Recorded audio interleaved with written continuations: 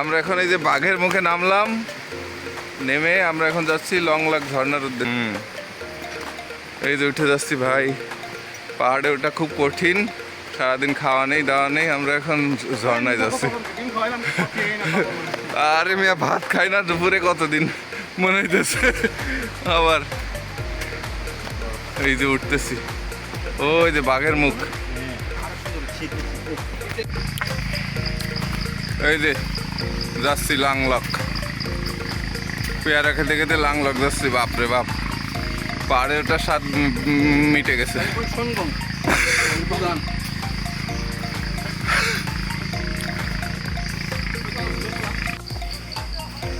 ওরে বাপরে বাপ,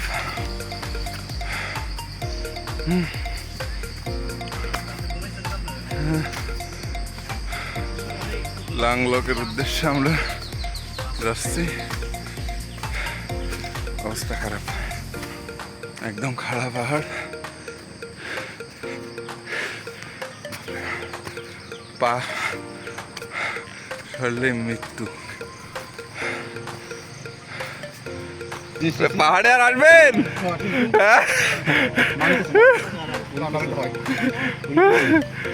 কি অবস্থা?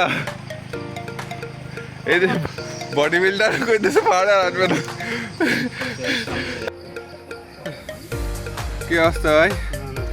কান ধরে গেছে। কি অবস্থা ভাই? পাহাড়ে কেমন? হ্যাঁ, কথা বলার শক্তি নাই। কি অবস্থা ভাইজানরা? কেমন চলতেছে আপনাদের দিনকাল? বুঝে ভাই, আপনাদের সাথে থেকে আরো ভালো লাগতেছে। মাশাআল্লাহ মাশাআল্লাহ। কিসের মাঝামাঝি? 10% হয়েছে মাত্র। না না না উঠছি কিন্তু।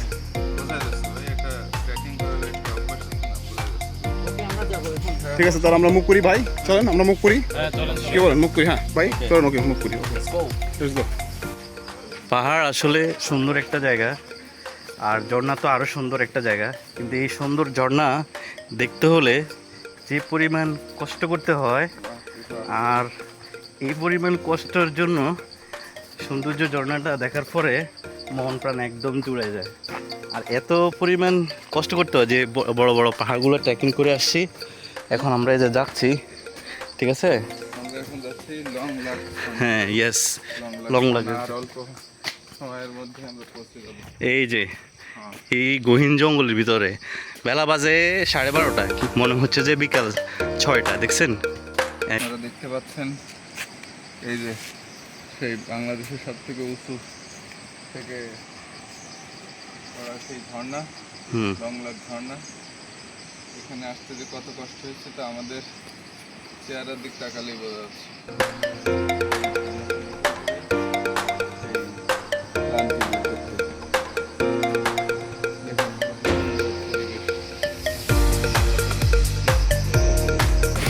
আমার কি সার্ভিস না?